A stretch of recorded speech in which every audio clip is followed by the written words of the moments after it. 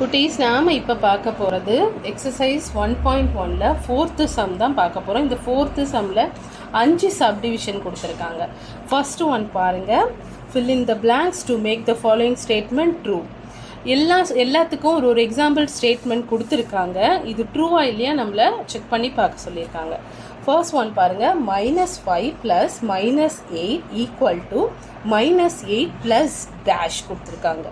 இப்போது இதை நம்ம எப்படி சால்வ் பண்ண போகிறோன்னா, இதுக்கு ஒரு ரூல் இருக்குது, கம்யூட்டேட்டிவ்னு. இந்த ரூல் பிரகாரம் a + b = b + a. ரொம்ப சிம்பிளாக சொல்ல போனால் உங்களுக்கு பார்த்த உடனேவே தெரியும். இந்த 2 எலமெண்ட்டும் கொடுத்துட்டு ஈக்குவல் டு இதில் ஒரு எலமெண்ட் கொடுத்துட்டாங்க. இப்போது இதுக்கு ஈக்குவலான எலமெண்ட்டு தான் இதில் வரணும். ஸோ -5 தூக்கி அப்படியே போடணும். கண்ணை மூடிட்டு ஃபில் பண்ணிடலாம். ரூல்ஸ் பிரகாரம் பார்த்தோன்னா a + b = b + a. இதோட ரூல் பேர் இதோட பிரின்சிபல் பேர் கம்யூட்டேட்டிவ்லி. ஓகேவா? Commutative rule. இது a + b = b + a. இதுக்கு ஈக்குவலான எலிமெண்ட் தான் இங்கே நம்ம ஃபில் பண்ணணும். -8 ஆல்ரெடி இங்கே வந்துருச்சு. ஸோ ஆப்வியஸாக இங்கே -5 தான் வரும். நெக்ஸ்ட்டு பாருங்கள், -53 + dash = -53. Anything + 0 = same number. இப்போது இதோட ஒரு டிஜிட்டை ஆட் பண்ணோம், ஆனால் ஆன்சர் சேமாக தான் வரணும். Anything + 0 = same number. அந்த பிரின்சிபலை வச்சு போட்டோம். -53 + 0 = -53. ஓகேவா? அடுத்தது பாருங்கள்,